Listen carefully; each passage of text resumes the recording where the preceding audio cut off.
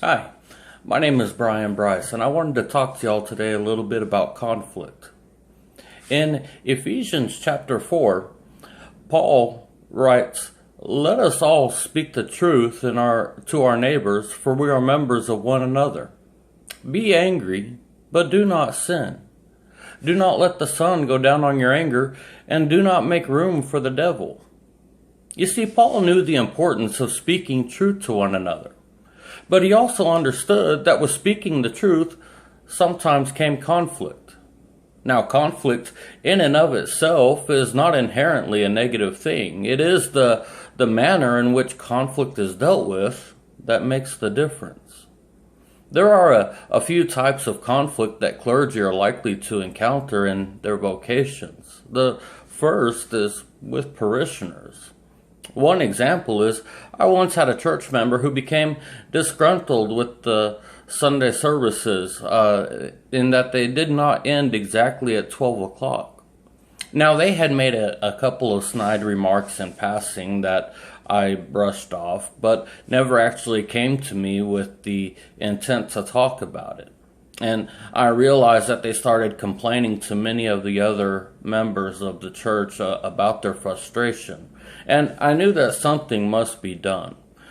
Before I could get the chance to talk to her about it, I was informed by the Pastor Parish Relations Committee chairperson that she requested them to address the issue with me. As that is one of the duties of the PPRC, and we already had a meeting scheduled for later that week, it sounded fine with me. Now, I listened to the complaint as that chairperson relayed it to me, and then I offered my reasons for why I felt the nutrition and the quality of the sermon took precedent over the exact timing of the service, within reasonable limits, that is. Now, the committee found my case valid, and by the research that they had done with others in the congregation, no one else took issue with the timing of the service. The committee informed the parishioner that they had talked with me about the complaint, but that the time could not be limited or enforced. Now, I wish I hadn't let it get that far before something had been done.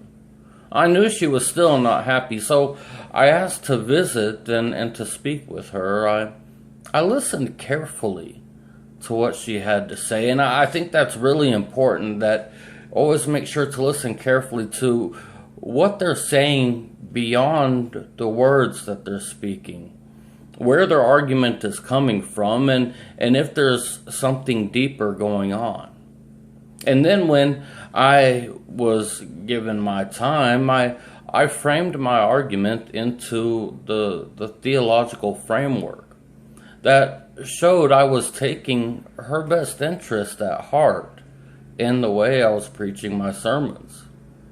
I also told her that what I am led to speak, I must speak. My call is from God after all.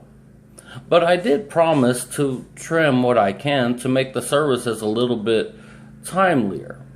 And in other words, I would trim the fat, so to speak. She was pleased with my honesty and my transparency, and we ended the conversation with understanding and on good terms.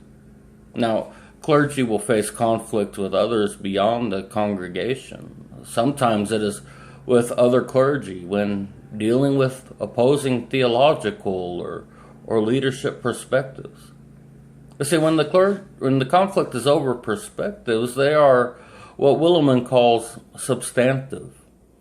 When these kinds of conflicts, they can become major rifts in relationships, and before letting the tensions rise over what might be deep-rooted ideological differences, it's important to consider the question, is the stance that I'm taking worth the relationship that I risk losing?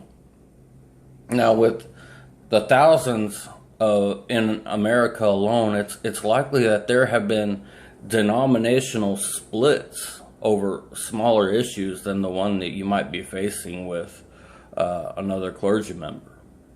If the differences are not over the core beliefs, such as Christology, soteriology, or the like, the things that make up the core principal values and the beliefs of what Christians believe and who they are. And if there are no signs of giving on either side, then maybe the best response is to cede the issue and to salvage the relationship. As Michel Lazuric wrote, Jesus' leadership was one of a servant, lowering himself to our level. To be effective leaders, we must take our cue from him. And that means we must sometimes leave our platforms to join others on theirs. If we don't, then eventually we'll be the only ones on ours. Thank you, and God bless.